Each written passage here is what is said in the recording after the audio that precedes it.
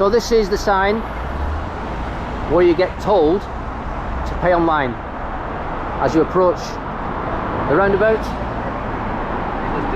Plenty of warning to say you're leaving, but not enough warning and reaction time to avoid being sucked in to the clean air zone. So anybody seeing this sign now, have you ever seen that in the highway code? If you haven't seen it in the highway code, how are you supposed to know what it means? So you know when you've left the clean air zone when you come across this sign where it says zone ends, charges apply, pay online. But how can you pay online? Where do you go? There's no direction to point you. And also, how much do you charge? There's no sign saying how much you charged. What you have here now is two signs, left and right, clean air zone, charges apply online, traffic enforcement cameras.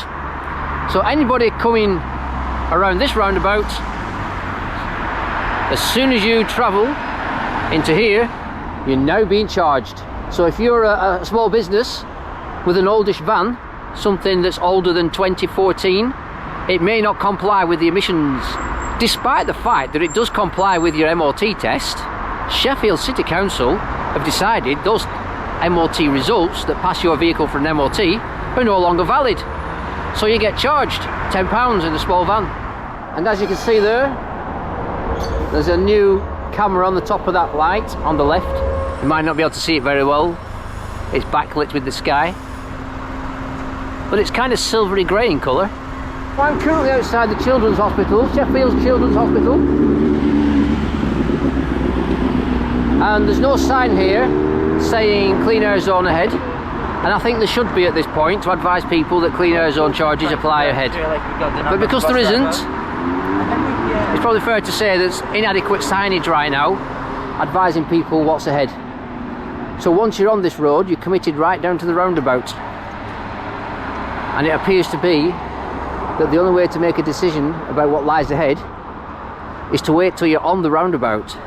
So if your sat-nav is taking you second exit off the roundabout in advance, you're not going to know until you're actually in the correct lane to go second exit. And by then you're in the wrong lane because straight ahead you see this charging zone. Do they call that baiting? Or do they call it entrapment? Who knows? Here we've got another sign. There's no clean air zone advertised ahead. That bus, however, it's a 58 plate. I'm wondering, will that bus be charged £50 if it drives on the ring road of Sheffield? Just documenting a bus lane there from the Children's Hospital now. No signage yet. Buses are allowed to go here and turn right. So that's a bus lane. But to go left, you then head down to the roundabout, where you are faced with multiple choices. But what's the signage like down there? Does it let you know you're going to be charged if you turn off one of those exits on the roundabout? I think not. So if you're a small business, be prepared to be sucked in to the clean air zone. Right, just for an update now, this is the first sign I've come across. It says clean air zone from 27th of February 2023. Private cars, no charge. So if you have a van that's not used for business, it won't be charged. That's my understanding. But if your van is used for business, then it will be charged. But what about small businesses? If they use cars for business, will they be charged? That's an interesting question. And if they're not, then this is not about clean air zone. This is about taxing small businesses even further. A stealth tax, would be fair to say. Now arrived at the next sign further down the road. I'm working my way down from the Sheffield Children's Hospital, and there's still no signs, symbology should we say, like a big roundabout sign.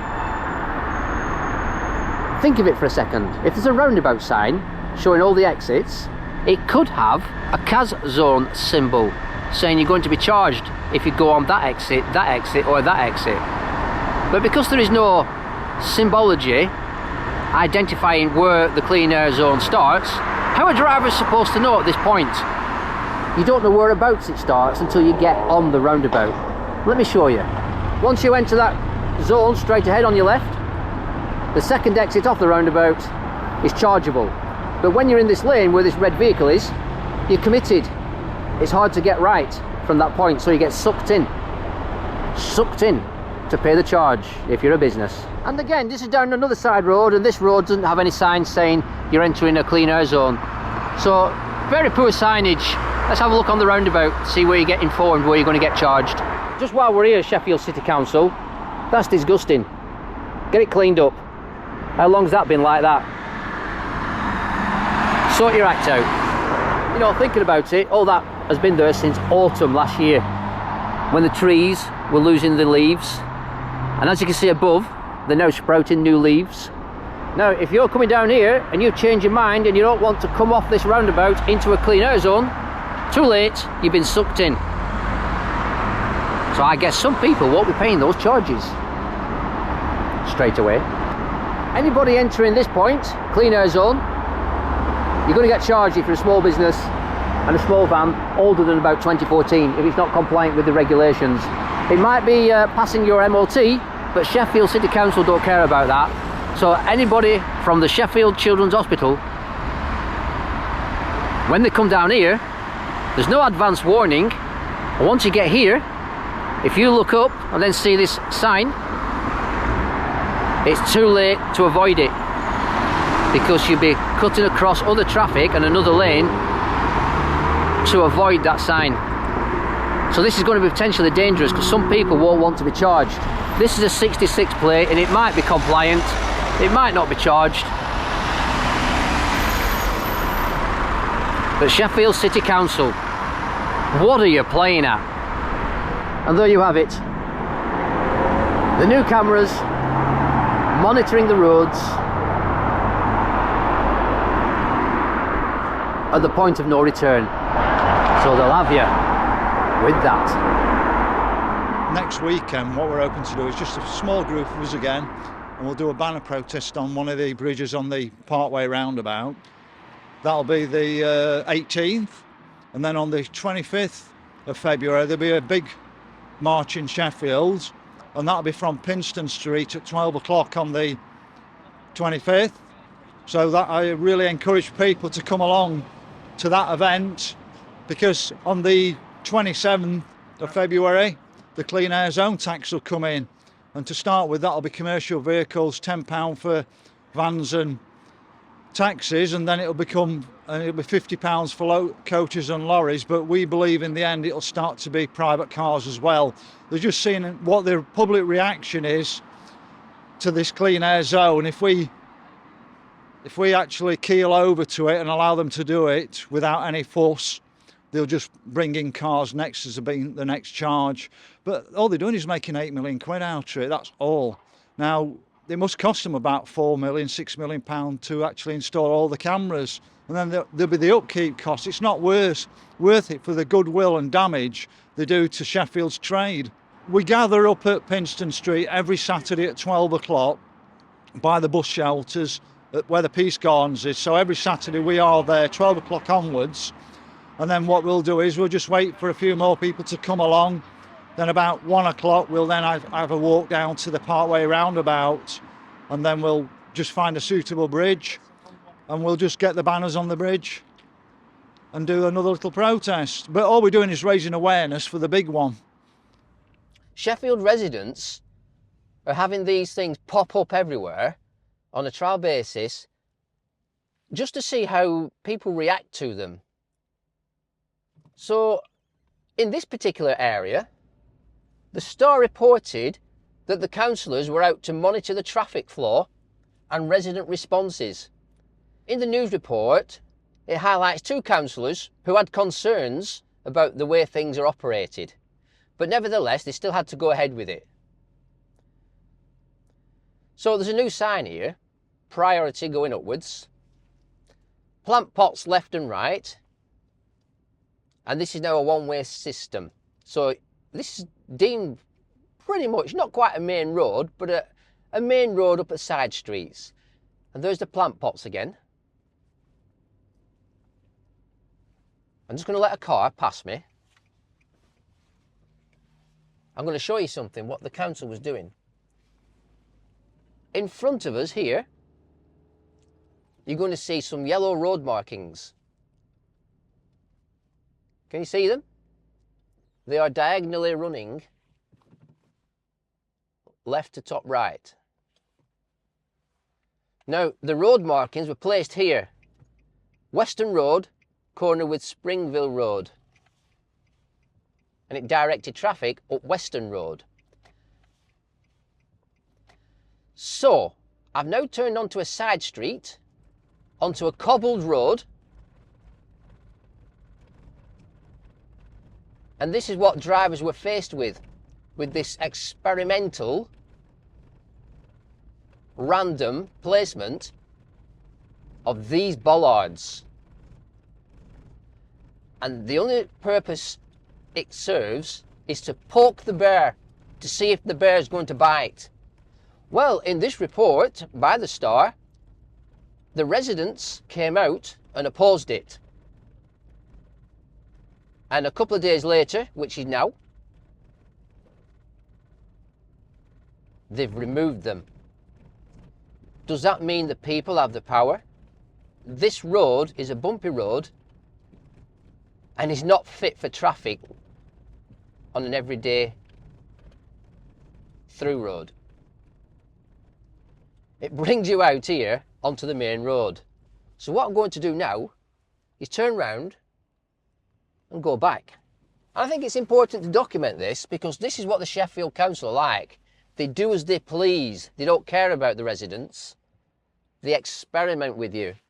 This is the road Sheffield Councillors directed traffic up the other day as an experiment.